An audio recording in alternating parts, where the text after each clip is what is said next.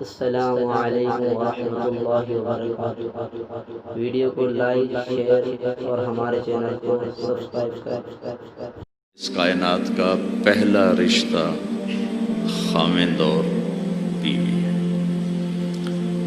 اور انسانیت کا آخری رشتہ وہ بھی خاوند اور بیوی ہے کہ جنت میں ہر شخص اپنی بیوی کے ساتھ، ہر خاتون اپنے خاوند کے ساتھ ابدی زندگی گزارے گی۔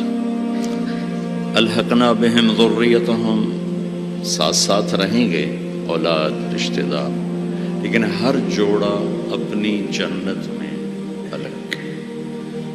کسی رشتے کے لیے اتنی آیات نہیں اتاری گئیں جتنی خاوند بیوی کے لیے اتاری گئی، پوری سورت اور سینکڑوں آیات۔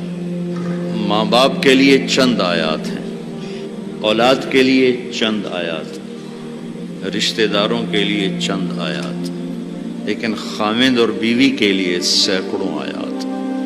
دو وجہ سے اس کو زیادہ پھیلایا گیا ہے، ایک اس کی اہمیت، ایک اس کی نزاکت۔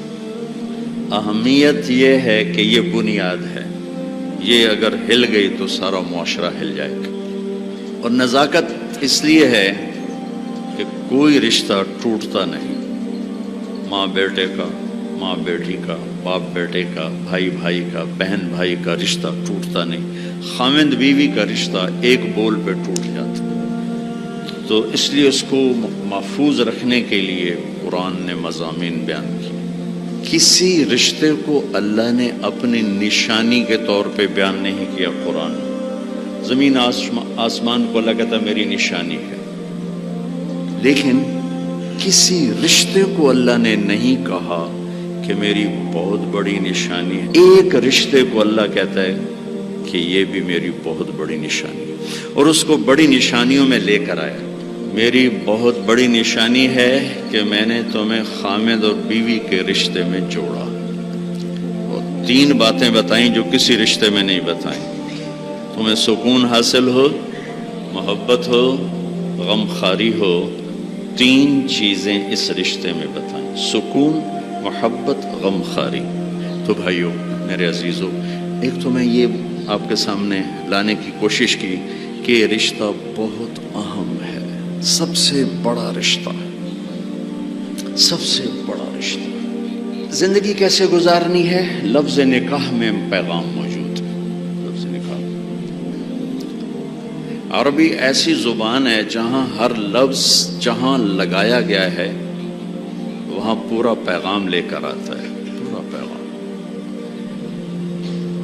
تو میں سوچتا تھا کہ اس رشتے کے لیے لفظ نکاح کیوں ہے، تو مجھے اتنی خوبصورت مناسبت ملی۔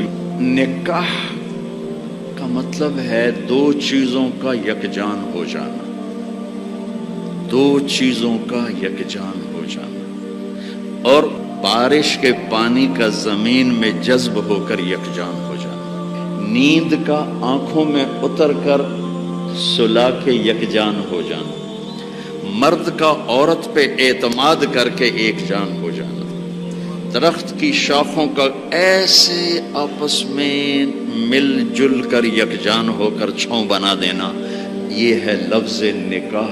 مرد کے خوبصورت اخلاق جو دھیمی بارش کی طرح عورت کے دل پہ اترتے ہیں، جو زمین ہے اور وہ ایک سرسبز کھیتی بن جاتی ہے۔